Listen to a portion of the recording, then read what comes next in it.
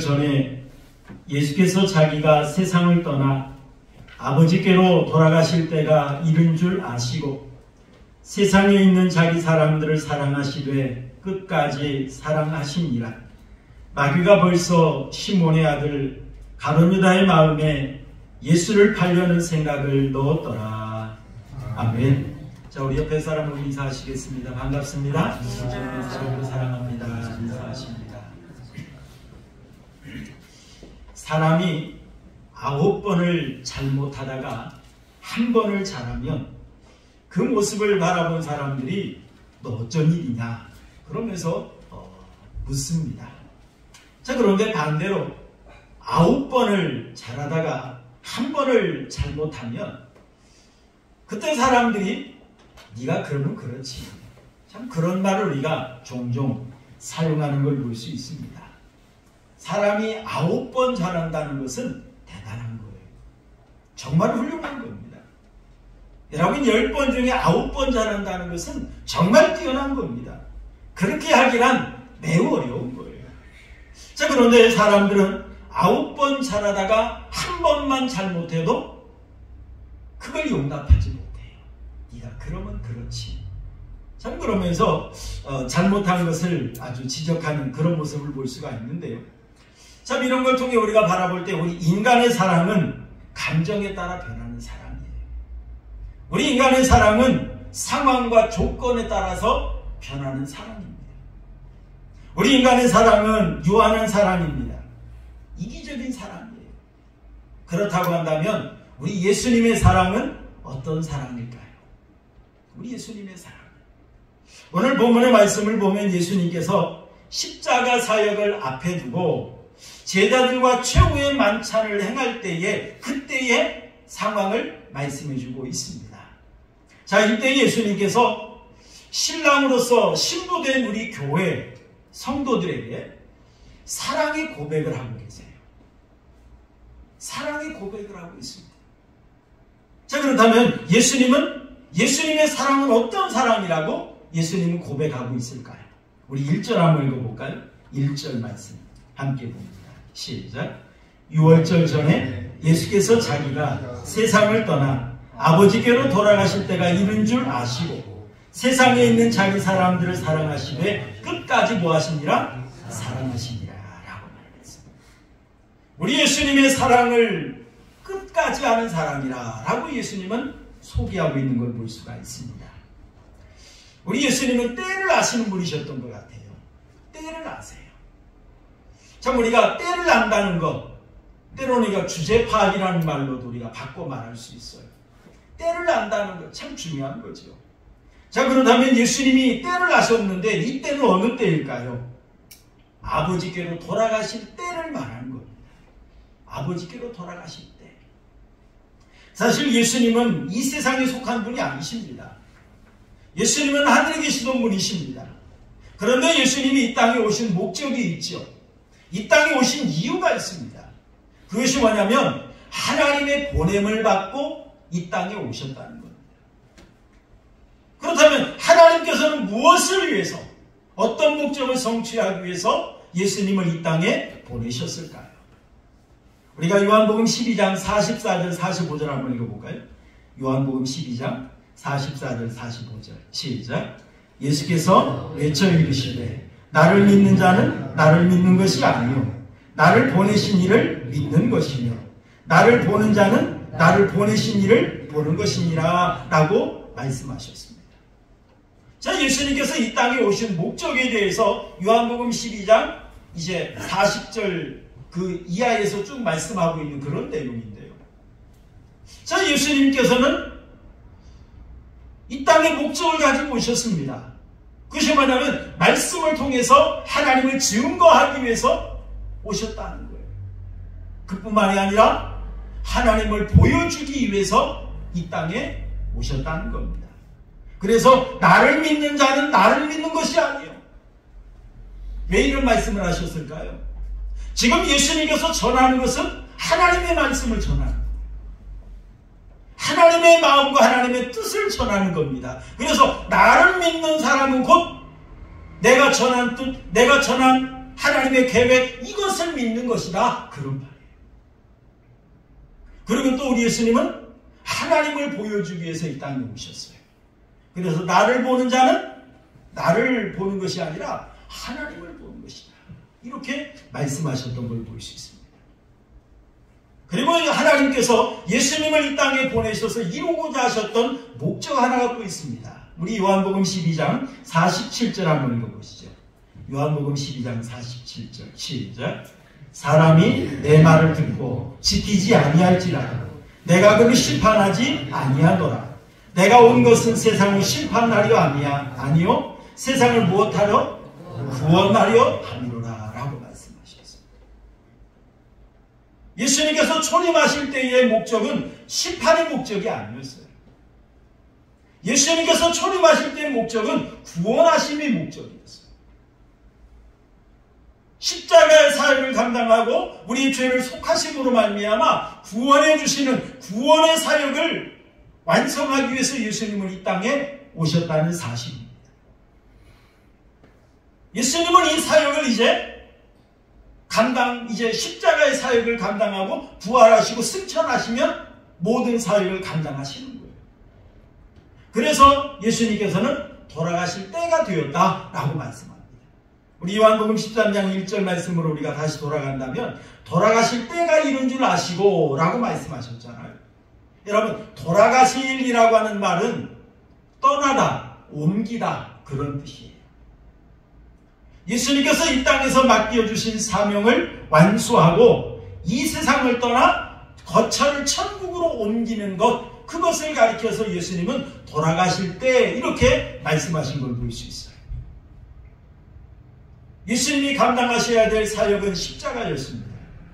구원의 역사였습니다. 이 십자가에서 죽음으로 우리의 죄를 사하고 구원해 주시면 이제 이 세상을 떠나 하나님 나라로 가신다는 걸 예수님은 잘 알고 계셨습니다. 그리고 여러분 13장 1절 말씀을 보니까 세상을 떠나라고 말을 했죠. 여러분, 이 세상이란 어떤 세상일까요? 헬라어로 보면은 코스모스라 이렇게 원어를 사용을 했어요. 자, 이 말은 우리가 살고 있는 이 세상을 말합니다. 그리고 하나님을 반역을 하고 죄악 가운데 살아가고 있는 이 세상을 가리키는 거예요. 이 세상은 악에 연결되었고 하나님을 알지 못합니다. 이 세상은 예수님을 거절했고 예수 믿는 사람들을 미워하는 곳입니다. 이러한 세상을 이제 떠나시는 거죠.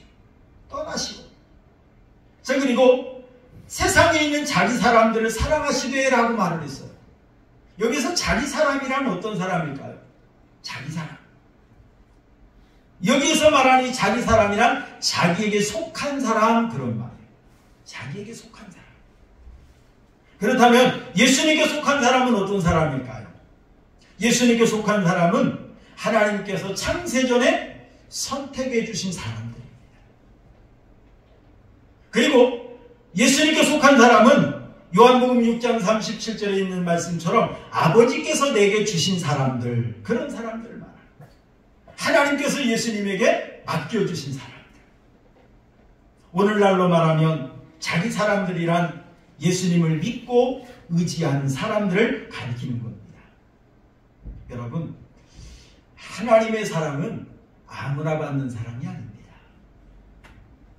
하나님의 사랑은 누구나 받는 사랑이 아닙니다. 하나님의 사랑은 특별한 사람만 받는 사랑인 줄 여러분 믿으시길 바랍니다. 여러분, 사랑이 하나님이라고 해서 하나님의 사랑을 아무나 받는 거 아니에요. 특별한 하나님의 이 사랑은 하나님께서 창세전에 선택해 주신 사람만 받는 사람이에요.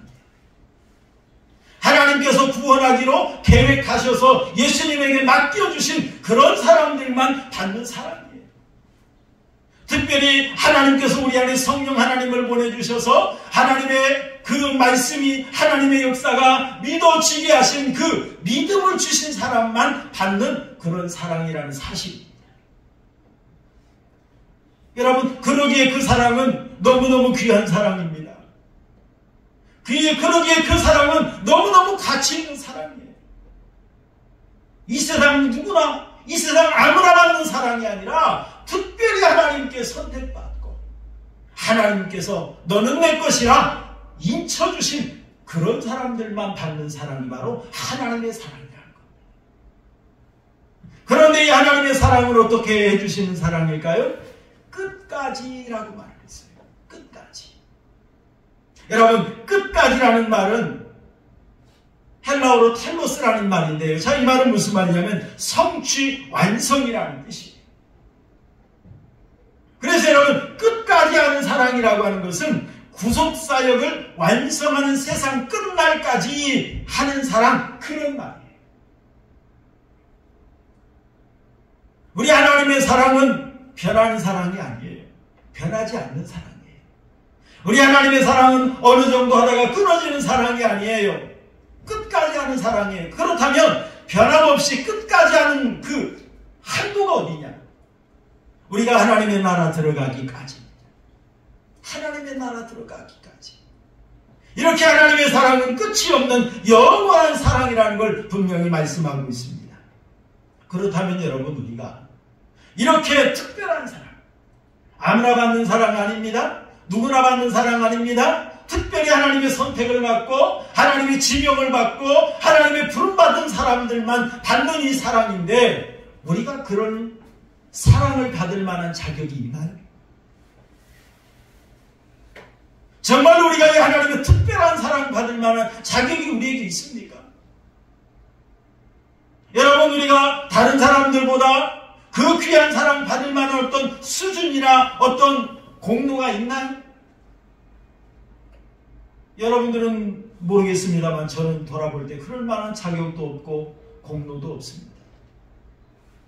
여러분, 하나님은 거룩한 분이신데 우리는 거룩하지 못한 죄인입니다. 하나님은 의로우신 분이신데 우리는 불의한 사람들입니다. 하나님은 사랑이신데 우리 마음속에는 어때요? 미움과 시기와 질투와 악한 마음으로 가득 차 있잖아요. 하나님은 존귀한 분이신데 우리는 그렇게 존귀하지 못한 무가치한 존재 아닙니까? 여러분, 로마서 5장 8절 말씀 너무나도 잘 알고 있는 말씀이죠. 우리 함께 한번 읽어볼까요? 로마서 5장 8절입니다. 시작. 우리가 아직 죄인 되었을 때에 그리스도께서 우리를 위하여 죽으심으로 하나님께서 우리에 대한 자기의 사랑을 확증하셨느니라 라고 말했어요. 우리가 아직 죄인 되었을 때에, 의로울 때가 아니에요. 죄인 되었을 때에, 연약하여 아무짝에도 쓸모없을 때에, 10절 말씀을 보니까 어떻습니까? 내가 원수 되었을 때에, 이럴 때 하나님께서 나를 사랑해 주신 거예요. 아무나 받는 사랑, 누구나 받는 사랑이 아니라 특별한 사랑으로 하나님께서 나를 사랑해 주셨는데, 이 사랑은 영원한 사랑, 끝없이 해주시는 이 사랑이라는 것입니다. 여러분, 그렇다면 하나님께서 우리를 이렇게 특별하게 정말 우리에게 귀한 이 사랑을 해주심으로 하나님께서 얻으시는 것이 뭘까요? 하나님께서 얻으시는 유익이 뭘까요? 하나님은 뭔가가 부족하신가요? 정말 하나님은 뭔가가 부족해서 우리를 통해서 뭔가를 얻고 싶어서 이 사랑을 하고 계시는 건가요? 하나님은 우리의 예배에 목말라 하고 계시나요? 갈급해하고 계시나요? 여러분, 우리 하나님은 천군천사의 찬송을 받으신 분이십니다. 여러분, 우리가 노래 한 곡을 해도 어떻습니까? 유명한 가수가 노래를 부르면 얼마나 멋진지 몰라요. 우리가 방송을 통해서 들어서 그러지 정말로 실제로 생음악으로 그 노래를 들으면 가슴이 찡찡 울리는 그런 노래들이에요. 그런데 우리가 찬양하면 어때요? 음정, 박자 다 틀리잖아요. 꾀꼬리 같은 목소리도 아니잖아요. 정말 그런데 하나님께서 우리의 예배, 어찌 보면은 인간적으로 보면 시끄러울 수도 있잖아요. 어찌 보면은 소음처럼 들릴 수도 있잖아요. 그런데 우리 하나님은 우리의 예배를 받으시고 기뻐하신다는 거예요. 왜요? 왜 그럴까요? 천군 천사의 찬송과 영광을 받으신 하나님께서 왜 우리의 예배를 기뻐하실까요?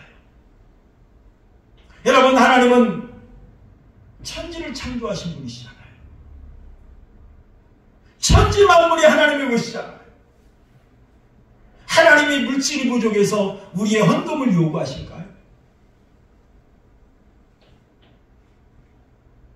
제가 볼 때는 그럴 필요가 없으신 분이세요. 여러분, 우리 어린아이 코 묻은 동전, 우리 어른들 타면 안 되잖아요. 왜요? 우리 인간도 그래요. 그런데 여러분, 천지를 창조하신 하나님께서 우리가 하나님 앞에 드려지는 이 헌금, 어떻게 보면은 어린아이 코 묻은 돈 같은 그런 헌금이에요. 그런데 이걸 받으시고 하나님은 매우 기뻐하신다는 사실. 하나님이 우리에게 원하는 것은 아무것도 없어요. 어찌 보면 하나님께서 우리를 사랑하심으로 말미암아 하나님께서 받으시는 것은 손해밖에 없는 것 같아요. 안 그렇습니까? 우리를 사랑하시기 때문에 하나밖에 없는 독생자까지 내어주셨잖아요. 우리를 사랑하심으로 인하여 하나님께서 얻으시는 것이 뭐가 있습니까? 아무것도 없잖아요. 그럼에도 불구하고 하나님께서 우리를 사랑해 주신다는 겁니다. 여러분, 이러한 하나님의 사랑은 우리 언어로는 설명할 수가 없어요. 아무리 신학을 하고 유학을 갔다 오고 해도 이 하나님의 놀라운 이 사랑을 우리 사람의 말로는 표현할 길이 없습니다. 하나님의 사랑은 이유가 없는 사랑입니다. 하나님의 사랑은 조건이 없는 사랑이에요. 그래서 하나님의 사랑은 무조건적인 사랑이라는 겁니다. 이렇게 놀라운 하나님의 사랑으로 하나님께서 우리를 사랑해 주신다는 사실을 여러분 믿으시기를 바랍니다. 이 하나님의 사랑은 끝이 없는 영원토록 해주시는 이 사랑이라는 사실이에요. 여러분, 예수님께서는 베드로를 끝까지 사랑해 주셨습니다. 예수님은 예수님을 부인해버린, 저주까지 하면서 부인해버린 베드로를 바라보셨습니다. 누가복음 22장에 보니까 예수님께서 대제사장 가야바의 집에 끌려가서 재판받으실 때 베드로가 어떻게 되나 따라 들어가 봤어요. 그런데 많은 사람들이 모여있는 곳에 가서 베드로도 끼어 있었는데 그 중에 한 여종이 베드로를 발견합니다. 너 예수님의 제자지. 너 이 갈릴리 사람인 거 보니까 맞아? 베드로가 깜짝 놀랐어. 그러면서 아니야, 나 아니야. 나 저 사람 몰라. 예수님을 부인해버리고 말았어요. 3번씩이나 부인해버리고 말았어요.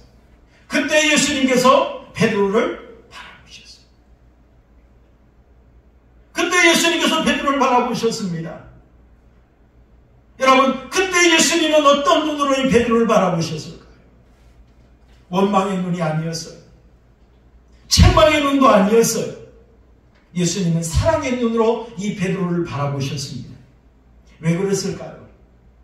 만약에 예수님이 베드로가 예수님을 부인한다는 사실을 몰랐다고 한다면 아마 원망의 눈으로 바라봤을 수도 있습니다. 네가 그럴 수 있어? 네가 순죄자로서 날 부인할 수 있어? 부인하는 것도 네가 나를 저주까지 하면서 부인할 수 있어? 라고 하면서 예수님은 아마 원망하실 수도 있어요. 그런데 예수님은 이미 베드로가 예수님을 부인한다는 사실을 알고 계셨습니다. 그러면서 베드로에게 예수님은 말씀하셨어요. 우리 한번 읽어볼까요? 누가복음 22장 31절 32절 우리 함께 보겠습니다. 누가복음 22장 시작.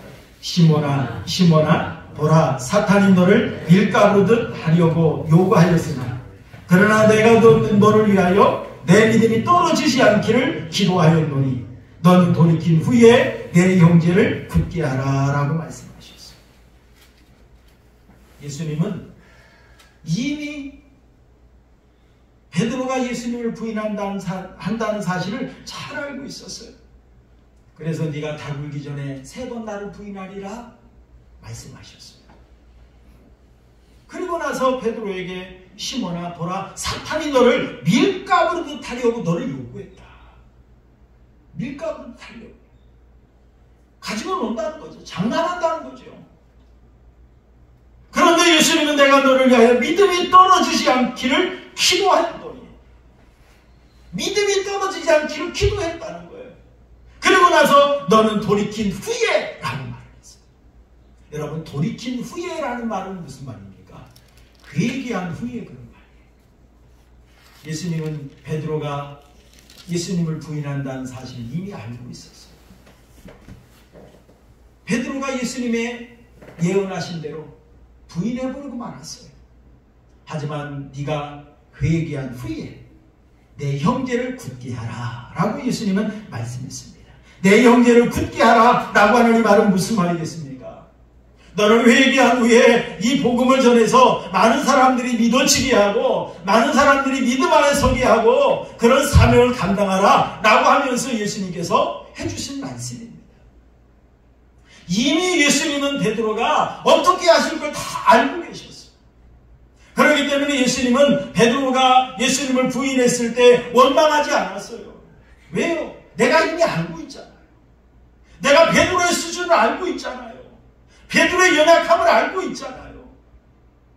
그렇기 때문에 예수님은 이 베드로를 긍휼히 여기는 마음으로 사랑의 눈으로 이 베드로를 바라보신 겁니다. 이렇게 예수님께서 예수님을 부인하고 저주까지 해버린 이 베드로를 사랑해 주셨어요. 사랑해 주셨어요. 그리고 여러분, 우리가 잘 아는 것처럼 요한복음 21장에 보면 부활의 예수님을 목격하고도 베드로가 어디로 갔습니까? 디베라 바닷가로 고기 잡으러 갔어요. 너는 사람을 안노로부가 되라 하면서 예수님께서 예수님의 제자로 불러주셨는데 부활의 예수님을 만나고 난 후에 베드로는 어디로 갔어요? 다시 고기 자리에 갔어요. 다시 바닷가로 갔어요. 다시 세상으로 갔어요.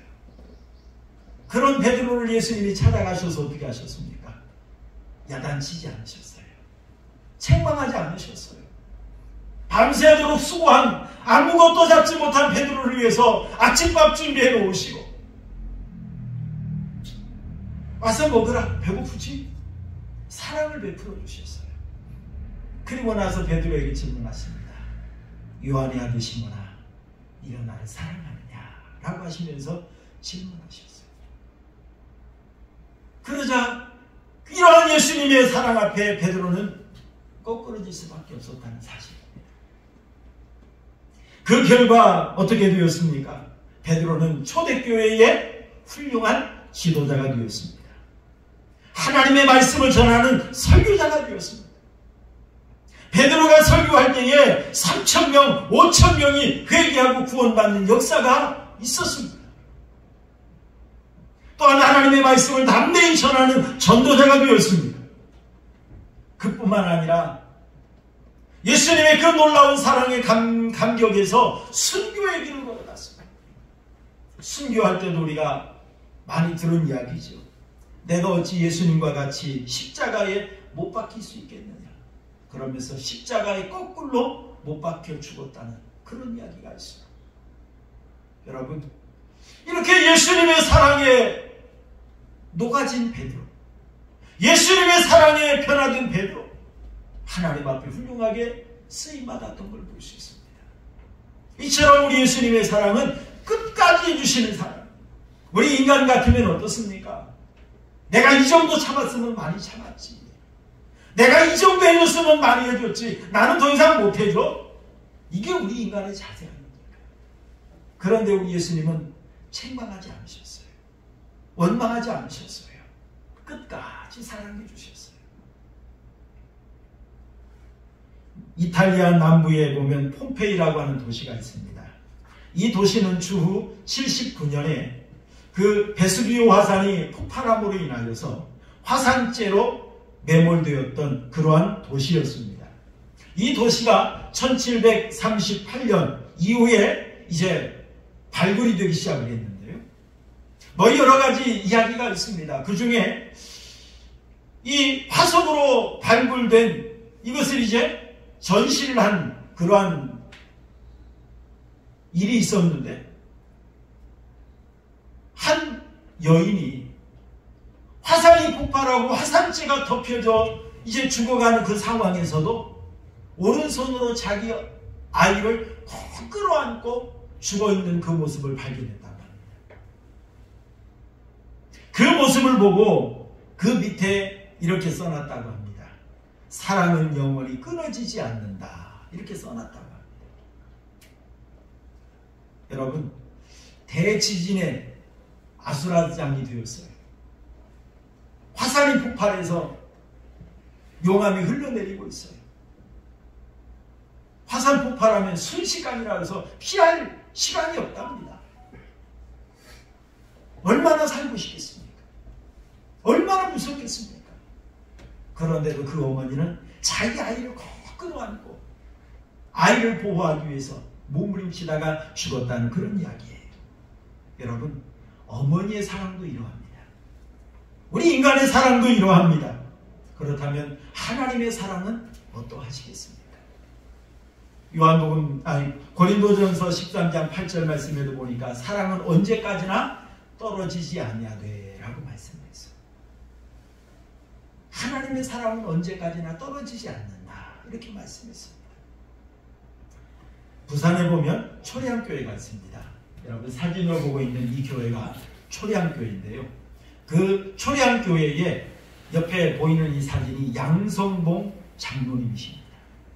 이 양성봉 장로님은 주일학교 교사로 오랫동안 섬기셨던 분이시고 1930년에 초량교회의 장로가 되어진 그런 분이십니다. 그 후에 그분은 1946년에 부산시장이 되었고 1949년에 경남도지사가 되었고 1953년에 농림부 장관이 되었습니다. 이승만 정권 때 농림부 장관을 지낸 분이 바로 이 양성봉 장로님이셨습니다. 이 양성봉 장로님이 농림부 장관으로 섬기고 있을 때도 이분이 계속해서 이어서 했던 사역이 바로 주일학교 교사의 직분이었다. 토요일날 주일학교 교사의 직분을 감당하기 위해서 밤열차를 타고 부산에 내려오고 주일 예배 다 마치고 일을 한 후에 다시 기차를 타고 서울로 올라가는 그런 생활을 계속해서 했다고 합니다. 자, 그런데 어느 날 이 양성봉 장로님이 경무대에 있는 이승만 대통령을 찾아갔다고 합니다. 찾아가서 내밀었던 것이 바로 장관직 사직서였다고 합니다. 장관직 사직하는 그 이유가 뭐냐면 장관직을 감당하다 보니까 주일학교 교사 일을 제대로 감당할 수가 없어서 장관직을 사직합니다 라는 그런 내용이었다는 거예요. 그 글을 읽어본 이승만 대통령이 어이가 없어서 웃었답니다. 이승만 대통령도 크리스찬인 줄 알아요. 그런데 여보게, 다른 사람들은 장관직 한번 하겠다고 하면서 돈보따리 싸들고 찾아다니는데 자네는 주일학교 교사 하겠다고 이 장관직을 내던지는가? 그러면서 물끄러미 쳐다보더라는 겁니다. 그러면서 나중에 하는 이야기가, 사실은 나도 크리스찬인데 나를 위해서 기도나 한번 해주고 가세. 그러면서 머리를 내밀더랍니다. 그래서 이승만 대통령을 위해서 축복 기도해주고 그러고 내려왔다고 합니다. 자, 이제 부산역에 양성봉 장로님이 장관직을 내려놓고 주일학교 교사하기 위해서 장관직을 내려놓고 내려온다는 그 이야기를 듣고 부산역에 많은 성도들이 모였답니다. 그때 주일학교 학생들이 다 모였는데 거기에 편말을 들고 장로님을 맞이하는데 장로님 만세. 이런 편말을 들고 아이들이 장로님을 환영했다는 거예요. 여러분, 얼마나 이게 감동적인 이야기입니까? 이 주일학교, 자기 지금 양성봉 장로님이 맡고 있는 주일학교 어린아이 입장에서 본다면 놀라운 거예요. 우리들이 뭐라고? 우리는 다른 사람이 가르쳐도 되잖아요. 그런데 우리 선생님이 우리를 위해서 장관직을 사임하고 내려온다.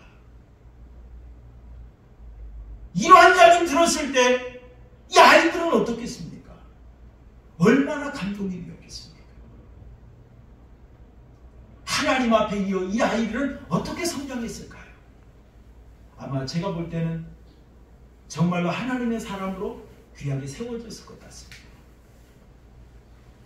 하나님 앞에서 하나님이 나 같은 것에게 교사의 직분을 맡겨주시고, 하나님이 나 같은 것에게 장로의 직분을 맡겨주시고, 하나님의 복음을 전하며 하나님의 은혜와 사랑을 나타내게 하셨는데, 이 귀한 이 사역은 장관직하고도 못 바꾼다는 거예요.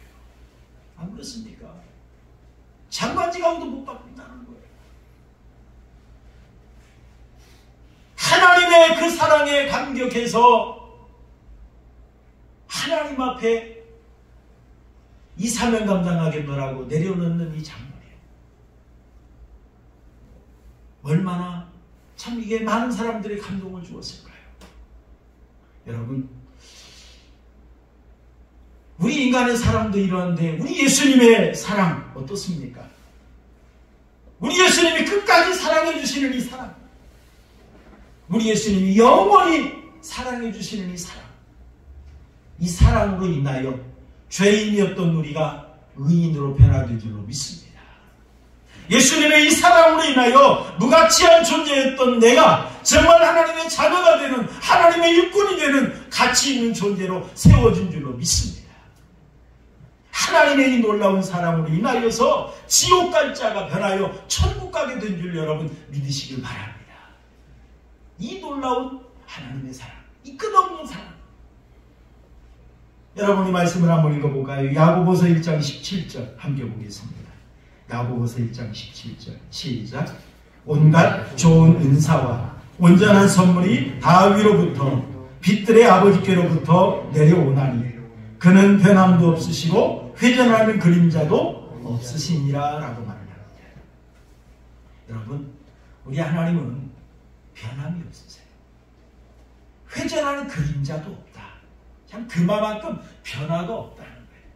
변도 뿌리지 아니하시고 하나님의 사랑은 끝없는 사랑이다. 영원한 사랑이다. 이렇게 말씀해 주고 계십니다. 히브리서 13장 8절도 함께 보겠습니다. 히브리서 13장 8절 시작. 예수 그리스도는 어제나 오늘이나 영원토록 뭐 하신다고요? 동일하시나니 라고 말했어요. 우리 예수님도 영원토록 동일하신 분이세요. 변도 뿌리지 않고 변하지 않고 끝까지 동일한 그 사랑으로 베풀어 주시는 그런 분이라는 겁니다. 여러분, 예수님께서 이 땅에서 사역을 마치시고 하나님께로 올라가시면서 우리에게 베풀어 주신 귀한 선물 하나가 더 있습니다. 그것이 뭐냐면 성령 하나님을 우리에게 보내주셨다는 사실이에요. 여러분, 왜 성령 하나님을 보내주셨을까요? 이 끝까지 하는 사랑을 실천하기 위해서예요. 이 영원한 사랑을 성취하기 위해서입니다.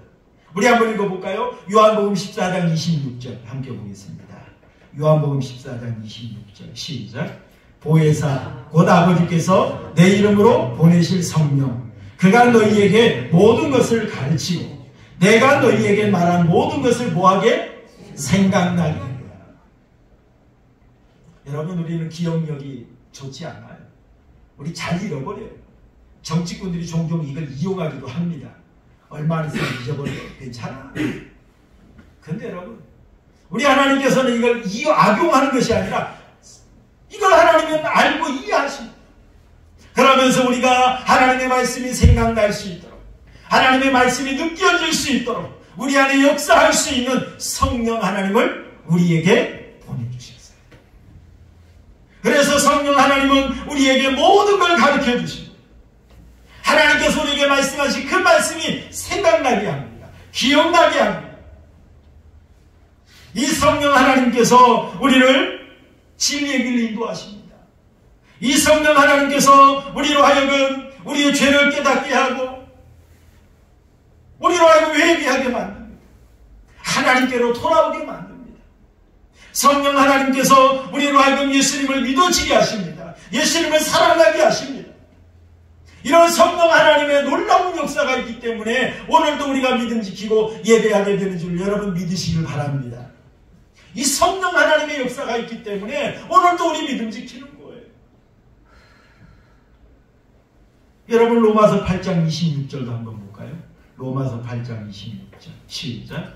이와 같이 성령도 우리의 연약함을 도우시나니 우리는 마땅히 기도할 바를 알지 못하나 오직 성령이 말할 수 없는 탄식으로 우리를 위하여 친히 간구하시니라 라고 말합니다. 성령 하나님은 우리의 연약함을 도우신다. 그리고 정말 우리를 위해서 말할 수 없는 탄식으로 우리를 위해서 간구하고 계신다. 여러분, 우리 예수님은 말만 하고 그치는 그런 분이 아니에요. 한 번 말씀하시면 그걸 성취하기 위해서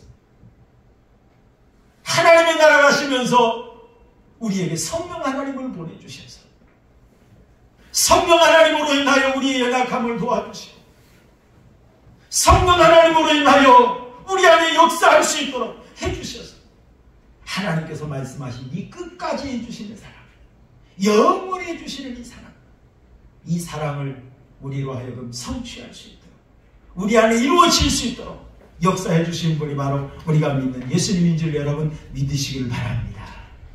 사랑하는 성도 여러분, 하나님의 사랑은 변함이 없습니다.